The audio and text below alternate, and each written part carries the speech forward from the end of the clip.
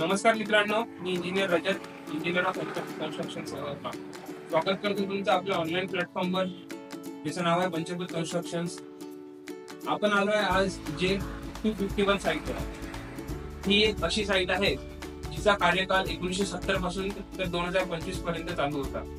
सध्या स्थितीमध्ये या घराचं आपण बांधकाम घेतलेलं आहे. या घरामध्ये आपल्याला G+1 असं कन्स्ट्रक्शन करून द्यायचं आहे ओनरला.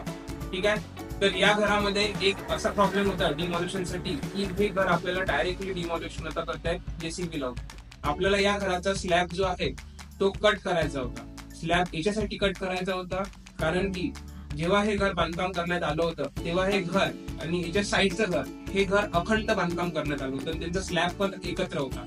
बट आता कसं झालेलं आहे, या घरामध्ये अर्धा पार्ट दुसऱ्या ओनरनी घेतला, अर्धा पार्ट दुसऱ्या ओनरनी घेतला. त्याच्यामुळे जो फर्स्ट पार्ट वाला आहे त्याला आज इथे कन्स्ट्रक्शन करायचं आहे. तर स्लॅब तर एकच आहे, फक्त घराचे विभाजन झाले आहे.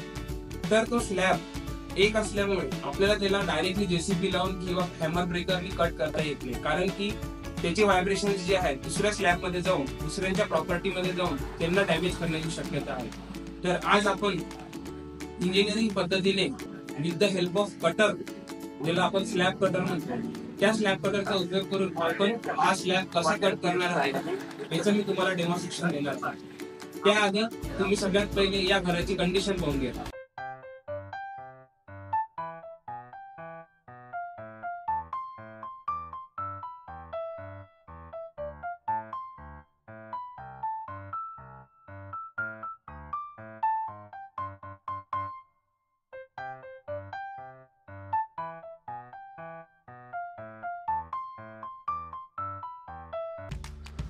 मित्रांनो, गोष्टी तुम्ही बघितलं, इंटेरियर आणि एक्सटेरियर मी तुम्हाला दोन्ही व्हिडिओ मध्ये दाखवलेले आहे.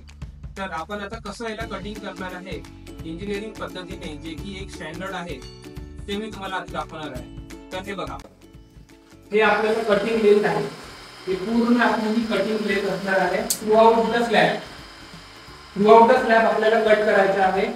आपल्याला त्याचे बार्स मेन आहे ते बार्स एकमेकांपासून डिटॅच करायचे आहे.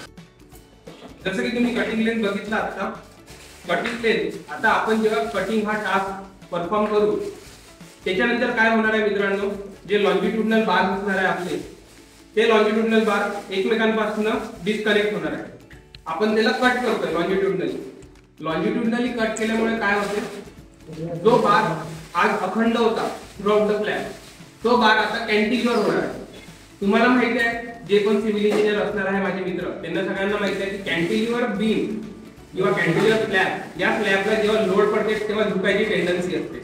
हा स्लॅब असा बेंड होतो. हा बेंड होऊन जे काही खाली आहे त्याला डॅमेज करायची शक्यता असते. त्यावेळेस आपण इथे काय करणार आहे, आपण याला देणार आहे सपोर्ट.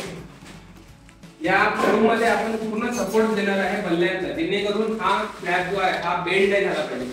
आणि सगळ्यात मोठी गोष्ट म्हणजे हे जे बीम आहे, हे बीम पण आपण through out the span cut करणार आहे. तर या बीमचं पण सेल्फ वेट एवढा आहे की हा बीम पण खाली हॉगिंगची टेंडन्सी दाखवतो. हॉगिंग म्हणजे झुकण्याची टेंडन्सी दाखवतो. तर त्याला रेजिस्ट करण्यासाठी आपण खालून एक स्कॅफोल्डिंग लावणार आहे, बल्ली लावणार आहे. मित्रांनो, जसं की तुम्ही आता बघितलं, कटिंग लेंथ कुठून असणार आहे, आपण त्याला सपोर्ट का बरं लावतोय, त्याची झुकायची टेंडन्सी असल्यामुळे आपण त्याला सपोर्ट लावतोय, हे सगळं तुम्हाला मी नॉलेज दिलेलंच आहे.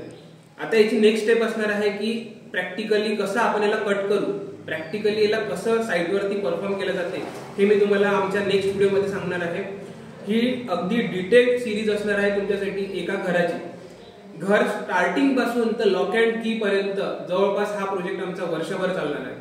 1.5 वर्ष कमीत कमी चालणारच आहे. तर या पूर्ण वर्षभराच्या स्पॅन मध्ये या प्रोजेक्टशी रिलेटेड आम्ही तुम्हाला डिटेल ईच अँड एव्हरीथिंग, जे की सिव्हिल इंजिनिअरिंग पद्धतीने किंवा लेटेस्ट ट्रेंड नुसार जे काही महत्वाचे असतात, या महत्वाच्या गोष्टी आम्ही तुम्हाला याच सिरीजच्या माध्यमातून सांगणार आहे. तर आमच्यासोबत नक्की जोडून राहा, जेणेकरून तुम्हाला येत्या भविष्यातल्या ट्रेंड्स बद्दल आणि योग्य पद्धतीने घर कसं कन्स्ट्रक्ट करायचं याच्याबद्दलची संपूर्ण माहिती मिळेल आमच्या या एकाच चॅनलवरती, ज्याचं नाव आहे पंचभूत कन्स्ट्रक्शन्स यवतमाळ. धन्यवाद.